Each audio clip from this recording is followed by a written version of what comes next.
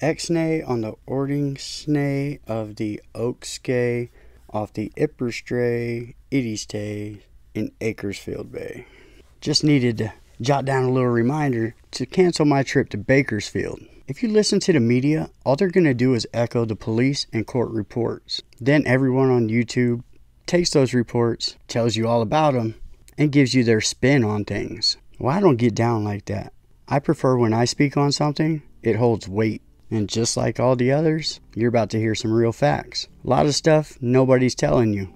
A lot of stuff the government's not saying. So without any further ado, here's the real story of why every single member of the Bakersfield Hells Angels Charter has been arrested.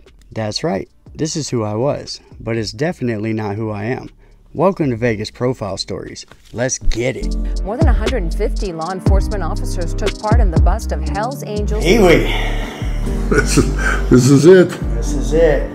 EA. Last time we were talking, we started to talk about Rob from Ventura.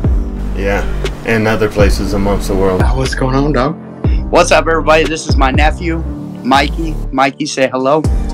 What's up? He quit trying to yell. He wasn't looking at Suge anymore. And now for the first time, he's looking at me. And I'm asking him who shot him. And then he looks at me and he says, Sonia Williams.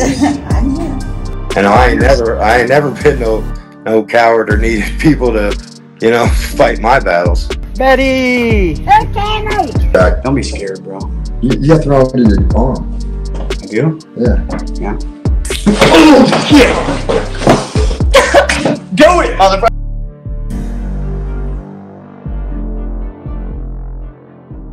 June 25th, 2024, Bakersfield, California.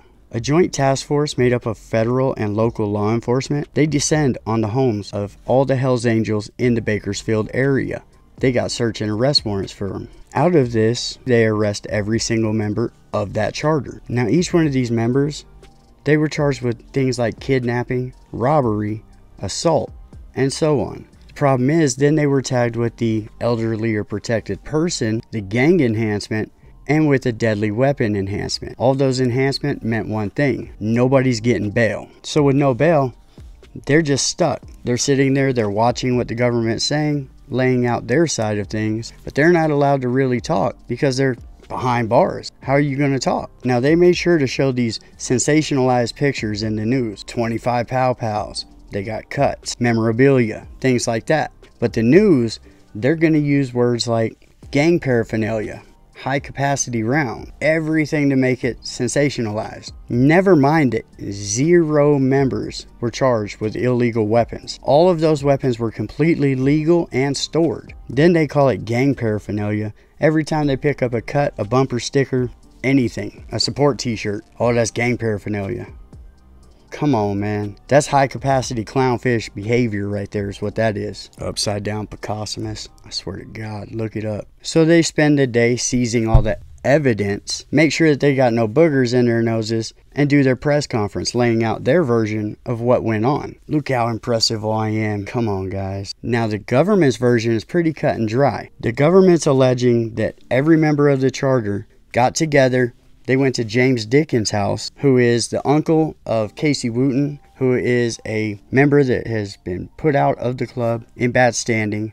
They go to this Uncle James's house, beat him up, rob him. Now, Casey was a member until he got arrested in February, with Uncle James, of course. They were arrested for possession of an assault pow-pow, possession of known stolen property, and possession of a stolen vehicle. And then Casey was tagged also with the gang enhancement. That's when the charters had enough. They kick old Casey out, go over to Uncle James's house, and this goes on. Now, they all allegedly go in there, rob the old man's house after punching his lights out and holding him with a pow-pow. Now, they allege that the charter came back some 4 or 5 times throughout March and April. Every time they're saying that they robbed Uncle James, his and nephew Casey's belongings. So they arrest the charter. They charge them. Cool story, bro. Now can we get the truth? Now can you tell us what nobody else will? I got you.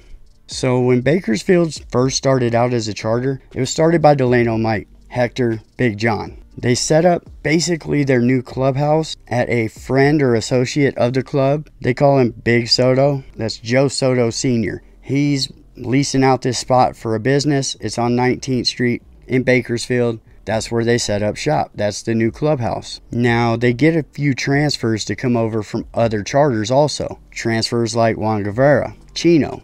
Not too long after that, Casey Wooten shows up, becomes a member. Now, at the time, like I said, Joe Soto Sr., he's just an associate of the club. They call him Big Soto. Obviously, he has a junior they call Little Soto. Big and Little Soto, well, they eventually start to prospect and become members of Bakersfield also. Now, sadly, Delano and Hector, they end up losing their lives. Not really going to go into that. That's different story, different time. Then Chino comes up missing. When Chino comes up missing, Casey Wooten becomes the vice president in lieu of Chino not being there, who was the VP. So by, I don't know, luck, Casey Wooten now becomes the vice president of the Bakersfield Charter. About a month after Chino comes up missing, Casey and Big John, they're arrested on illicit medicine and pow-pow possessions. Both get the gang enhancement. They're going to have a high bail. Big John gets a $170,000 bond. That's a lot of money. Casey Wooten, he's free to go. This is all happening about 6 months after Doughboy, the sergeant at arms of Sonoma, is taken out in the Fresno clubhouse by Brian Went and then sent to the incinerator. Now, Casey Wooten and Brian Went, they're best friends. You couldn't find two more perfect people for each other. It's like the odd couple. Now, one drunk night after he got out, Casey Wooten was bragging to a bunch of people saying, hey, the cops questioned me about Chino's disappearance. The reason they did that, Casey's the last person to see Chino alive. 2 months after this, Robbie Huff, a member of Fresno, is supposed to be transferring down to Bakersfield. Now, Robbie Huff, along with JJ from Fresno, Merle's stepson or son, they were the ones who took Doughboy's body from the clubhouse to the funeral home and had it incinerated. Then Robbie Huff allegedly takes Doughboy's truck out in the middle of nowhere. He sets it ablaze, get rid of all the evidence. 8 months later, he's looking for a transfer. He's trying to go to Bakersfield. Then he vanishes. Just like Chino a couple of months before, they're never heard or seen again. Now, less than a year after this, Art Karasis, he shows up at Bakersfield. Now, Art is a 20-plus year member, started out in Richmond, then became the president over at the Nomads. Bakersfield starts having trouble because they've lost Delano, Hector, Robbie Huff sort of, and Chino. They're down 4 men. That's what the Nomads do. They fill in where they're supposed to in that state. So he's going to Bakersfield. Now, a few days later, Art leaves Bakersfield. I guess he had to get him up with every member in Bakersfield. For what? I don't know. Even if I did, I probably wouldn't talk about it. But Art, he had to get down with a whole bunch of them, and he wasn't feeling the vibe. It was time for him to go. So he shoots up to Fresno. He's going to join the Fresno Charter. When Art walks in the door at Fresno, that's the last time he's ever seen or heard from again. Art comes up missing. Now, a little over a year after Art comes up missing, the feds raid. They raid Fresno and Sonoma. They arrest tons of members, like 11 people, all on Doughboy's death. Now, eventually, 9 of the 11 people that were charged were convicted. Now, some took plea deals, some took it to the box and lost. One took it to the box and won. Brian Went, John Nelson, Rusty Ott, Christopher Rainman Ranieri, and Ray Ray Folks were each given life sentences for the multitude of things that they had them involved in. Basically, in a RICO, it doesn't matter. You're all getting the conspiracy, which is going to carry a life sentence on the end anyway. All of them had prior felony convictions, prison time. Yeah, there's no beating that. They all got life. Now, Merle Hefferman, the man who put it all together to send the body over to the funeral home, Merle took a deal and got 48 months. Jeremy Greer ended up getting something like 84 months in the feds for his role that he played. Now, Damian Cesena, he got 4.5 years. David Diaz, he got 2.5 years. Bucky Burt, he actually was acquitted in the trial with the others, and he was set free. Now, he was looking at 10 years for doing, one of these in his window, looking out his rearview mirror. Never got out of his truck, none of that, just gave the old, hey, thinking of you when he saw somebody who was set to testify against them behind him in traffic. 10 years he was going to get for that. Now, Casey Wooten, he's running around allegedly saying how lucky Bakersfield is to have skirted this indictment and not been involved in any of it. But what does he mean by that? I don't know. But I'm sure we'll find out sometime in the next couple of years. Things like this have a way of opening up. They've already begun to open up. Now, in 2022, Casey Wooten, he's in a serious accident. Because of the seriousness of the accident, he's put on pain meds. I guess you guys can probably figure out he got himself a new addiction to some pain meds. Eventually, his whole demeanor starts to change. He's arrested on concealed weapons charge, felony patty cake with the wife, allegedly maybe boo-bopping the kids too. Not gonna say, haven't seen it, but I've heard about it. In addition to them, the sons, allegedly maybe Uncle Jimmy's catching them hands too. Now, days after Chino comes up missing, Casey Wooten, well, he shows up on social media with a brand new patch. Now, everybody figures what they figure about these patches. It's not like it used to be. Getting a Filthy Few patch does not mean that you've taken somebody out, sent them to the upper room, any of that. Slick got his by getting kicked by a Vago. Just saying. I think you just got to be in a dust up. I don't know. Maybe fart the other way of somebody else in a different motorcycle club. I don't know. It ain't what it used to be though. It's watered down. So at this point, Casey's sitting in the county jail in Kern County. The charter decides to go grab their things. You see, there's an old clubhouse. The old clubhouse, after the 19th Street clubhouse, it's on the same property that Uncle Jimmy is a guest. He's staying. What do I mean by that? Well, nobody in his family owns this property, but he doesn't pay rent either. Him and Casey, which Casey got kicked out of house and home when he started, putting the tippers on everybody, throwing out a happy home or unhappy home. He's got to go live with Uncle Slimy over here. Now, him and Uncle Slimy, they're just kind of taking advantage, staying at this spot of a dude who is friendly with the club. On that same property is a building that was the clubhouse. It was a clubhouse for a few years, and this is where they're going. They're going to that clubhouse to get their stuff. Let the media tell you they're going to Uncle Jimmy's house, Uncle James's house, and they're robbing him of his personal things. Like, they're not taking the ice cube trays out of Uncle Jimmy's house. You know what I'm saying? Like, they're going to a different building on the property, and it's not his property. Uncle Jimmy, he's got sticky fingers. He's been up in that clubhouse when they're not there, taking whatever he pleases. So when they show up, Uncle Jimmy, Uncle James, he shows up at the gate, tries to hold them off, I guess. I don't know. He don't want them to find out that he's been stealing or what. He cops an attitude. Now, he starts bumping his cock warmer about how they kicked his nephew out and how he's disappointed and all that, and they ain't coming in to get nothing. That's when they allege somebody jumped over the fence. Who they're alleging, they're saying that Richie did it at 50 some odd years old, jumped over a fence and boo-bopped this dude. If so, then what's the elderly in that? That's two old men fighting, should never be an elderly charge, Like, that's crazy. But from what I'm hearing, it had nothing to do with him anyway. He didn't jump over that fence. So somebody allegedly ends up jumping over the fence, running up on old Uncle James, giving him a what for and a why not in the eye. That's when the club grabs their stuff, loads it all up, and drives the hell out of there. I mean, this dude basically lives on a property with his weirdo nephew who is sitting in jail, likes to play full contact sparring with his family and his uncle, and like, that's who you're protecting, James? Come on, man. That's lame activity. Now, the whole getting hooked on these pain meds thing, I mean, it's an issue. In Bakersfield, it'd be an issue. In Ventura, there are these clean charters out there. I don't understand it, but it's not my business. For any reason, they're just clean, right? Casey, well, he did drugs. There you have it. You're out. You're over here, you're thumping on everybody. On the elderly, the young, and the female, the feminine in your family. Just everybody's catching them. Like Oprah. Who wants a slap? You get a slap. That's him right there, right? Just handing it all out. Now, on a county phone, Casey is talking to Uncle James after they come and get their stuff. And that's when Casey allegedly tells Uncle James, hey, just call the cops. He calls the cops. He says, hey, the Hells Angels just robbed me.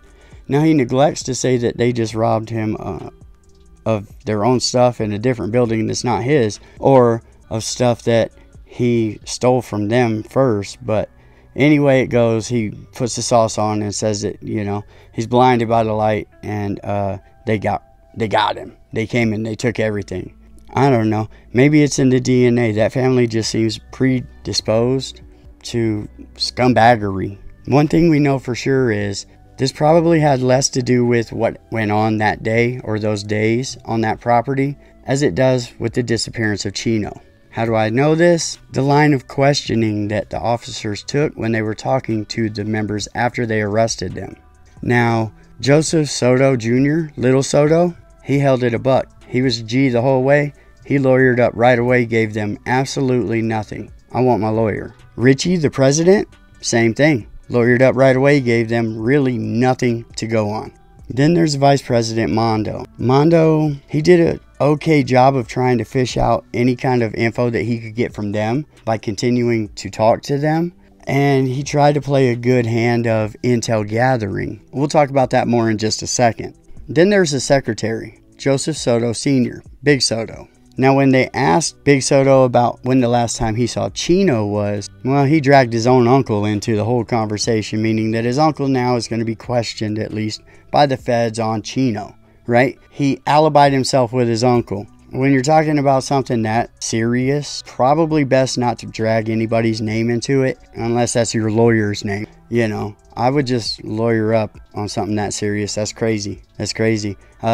Basically, everybody knows that Chino was a member, and of course you're going to have seen him the last time you saw him, whatever they want to know about it, right? I just think it's better to just stay away from it. Anyway it goes, I wouldn't have said anything. I would have left that be. The instant they brought up Chino's name, then you can understand exactly what this is all about. I'd have let that go. Now Josh Zavala. Zavala did really good. He lawyered up right away also. The same in the cases of the two Sons of Hell members that were arrested, who is the support club members, Vaughn and Seeger. They did good, lawyered right away. Now they did attempt to get Mondo using Josh Zavala's name. They said that Josh Zavala talked about getting the guitar. The guitar meaning it was like a Willie Nelson signed guitar that was in Uncle James's house. Wasn't supposed to be, but it was. This was Casey Wooten's, but he raffled it off. Now, when he raffled it off, he reneged, didn't give it to the person, kept the money. When asked about it, Mondo, he tells them the story about it. Yeah, this was raffled off. This dude welched on it. You know, we grabbed it so that we can make good. All good, except for now you have placed yourself in the scene of a robbery along with Josh Zavala at least, because you've said his name. Oh, Josh said that? And the whole time you're just getting played because Josh never said any of that. It's like, hey, your friend's in there telling on you right now. What are you going to tell us? You know, they played him. And I know he was just trying to make it better, but all he did was place them in there, taking property now that technically doesn't belong to them. That's a rough one right there. Now, in Kern County Jail, Little Soto and Richie, well, they had to get down, and not just with one person. There's multiple people for each of them have to get down with, but they lined them up one at a time. Richie ends up going to an outside hospital. He's okay, nothing super serious, but they had to take him and get him checked out. Little Soto did spectacular, I guess, and walked on through 5 dudes. Good for him.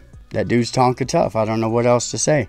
They said it was magnificent. That's what I heard from inside. Now, this could have happened for a couple of reasons, or it did happen for a couple of reasons. One, the elderly charge. They don't like when you thump on old people. Doesn't matter. They don't want to hear the circumstances of the situation. You have been charged with a protected person or elderly charge. It might as well be child abuse. Same thing. Now, number 2, the club is now considered a ethnically mixed organization.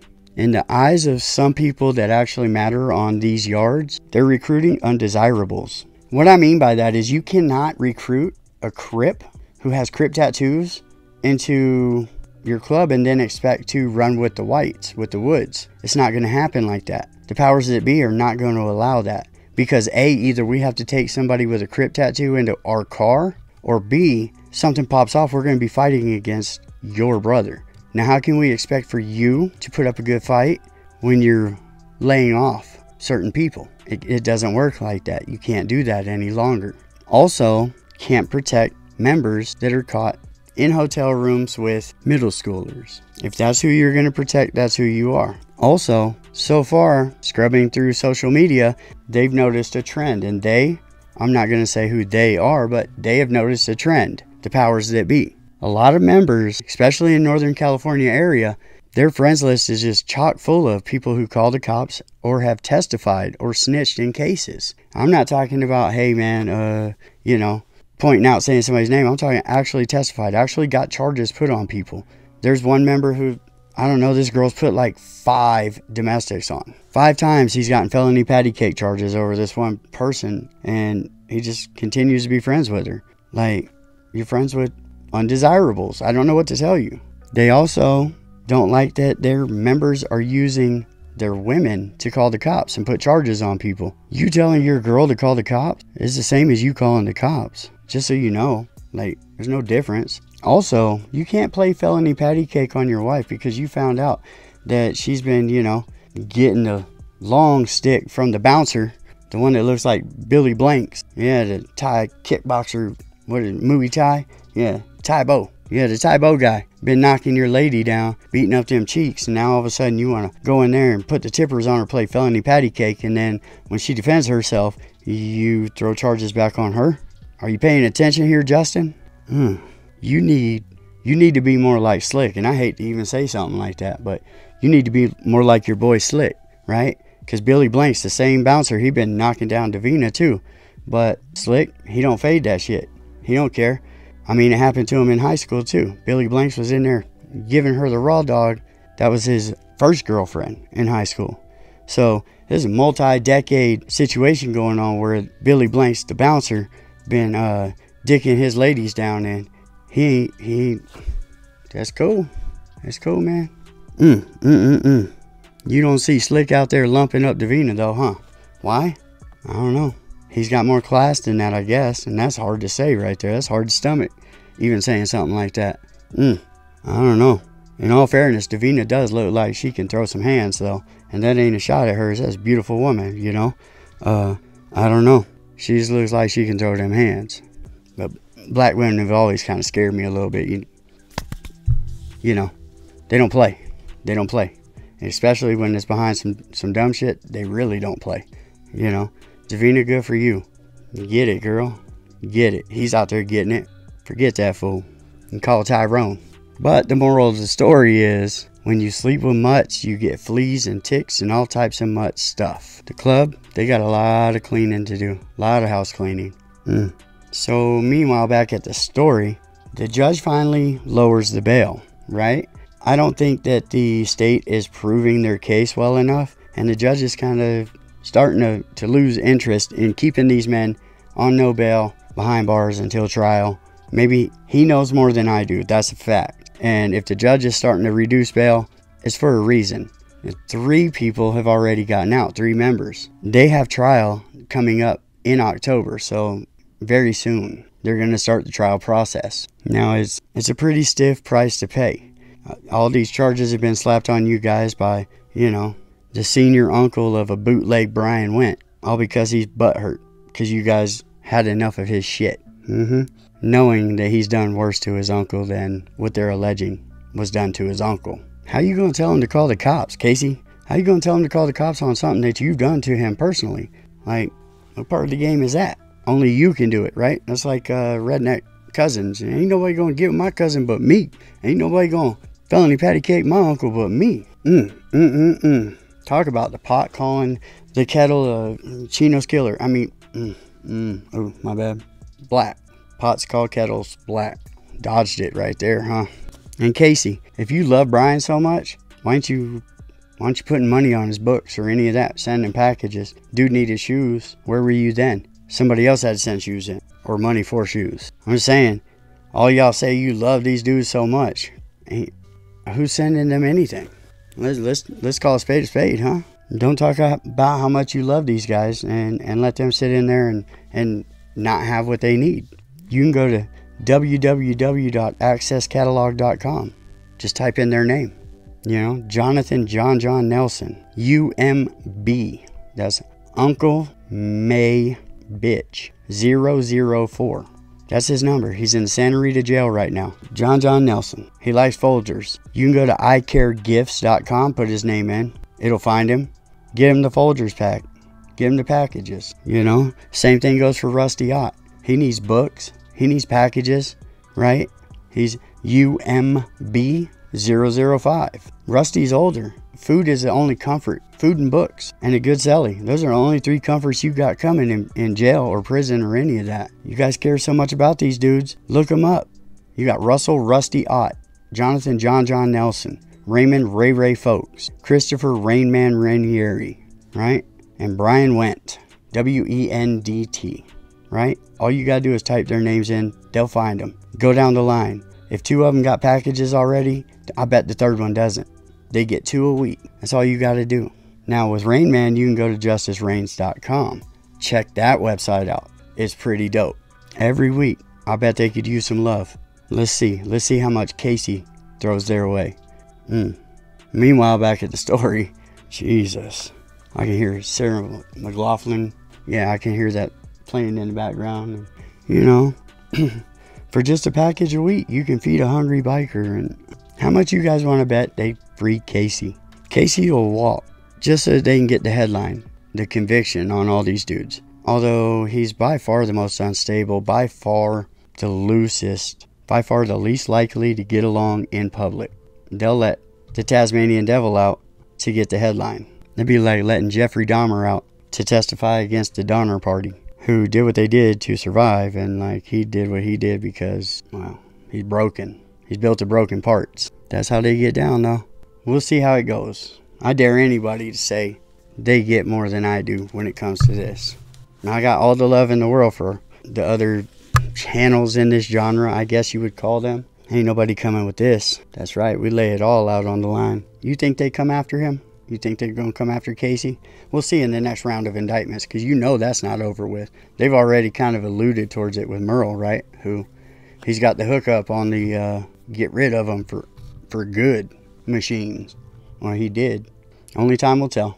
Hey, thanks for coming to Vegas Profile Stories. I appreciate each and every one of you. I hope you guys have an amazing day, and I'll see you next time.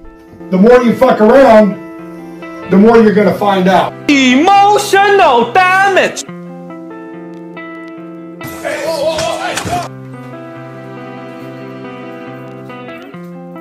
Pee-wee.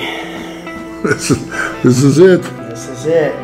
BA. Last time we were talking, we started to talk about Rob from Ventura. Yeah, and other places amongst the world. What's going on, dog?